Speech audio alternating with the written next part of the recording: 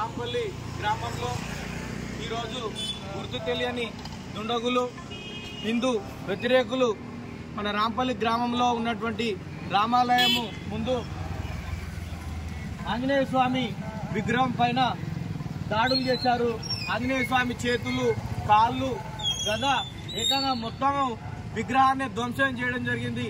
ఇలాంటి మత వ్యతిరేక శక్తులు ఉగ్రవాదులు కంటే చాలా ప్రమాదము.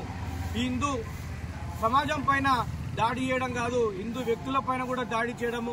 ఇలాంటి వ్యక్తులను వెంటనే పోలీసు వారు కఠిన చర్యలు తీసుకోవాలి.